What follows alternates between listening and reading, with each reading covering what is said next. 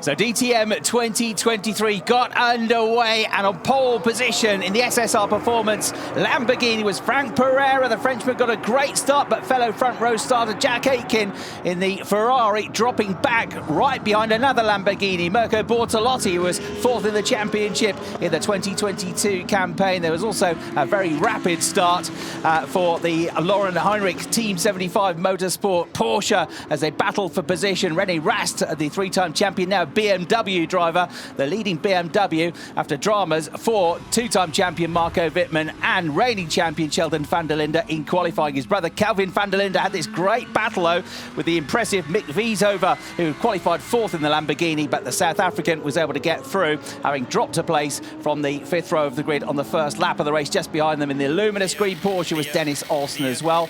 Thomas Preining in his second season of the DTM had a problem in the pit stop. He had been on course for a top 5 finish, and then when he came out of the pits, he ran out of grip, ran off the road, and the race went from bad to worse. He would eventually pick up some championship points, but nowhere near the finish that it once looked like he would get from a very promising first part of the race.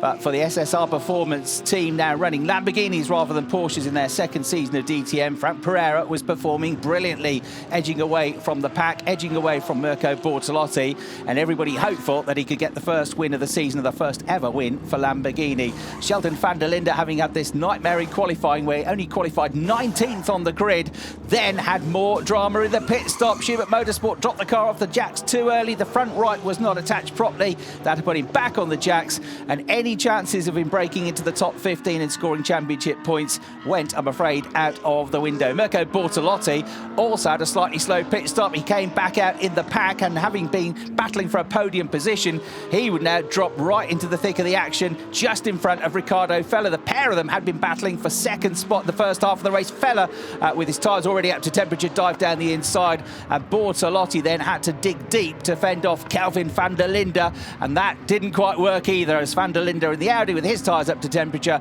fired around the outside, quickly followed by Lauren Heinrich. So on the back foot was Bortolotti, and he was never really able to recover to a podium-paying position, finishing in the end just in the lower end of the top 10. So Perera leading the way, and in second place, a terrific effort for the Top Sport WRT car of Tim Heinemann, the double DTM trophy champion, up to second place. Third place, Jack Aitken, who'd started on the front row of the grid and dropped to fifth, but through the pit stops had got himself back into a podium-paying position.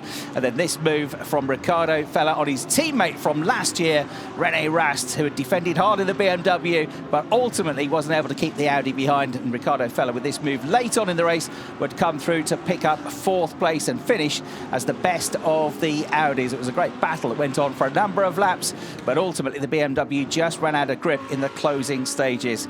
But it was all completely under control for the 39-year-old French driver, Franck Perera, on his second weekend of DTM at the start of his first full campaign. It was him that got the first ever race victory in the DTM for Lamborghini. A win in round one for SSR Performance. Second place on his debut for Tim Heinemann as well.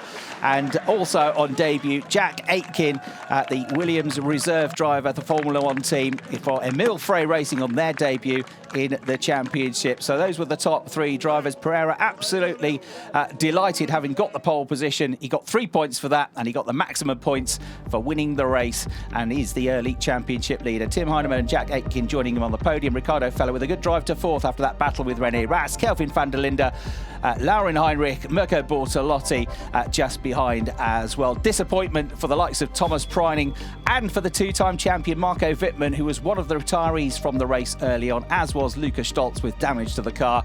And of course, disappointment for the defending champion Sheldon van der Linde, who didn't finish the race. Round 2 at Oschersleben coming up. What will that have in store?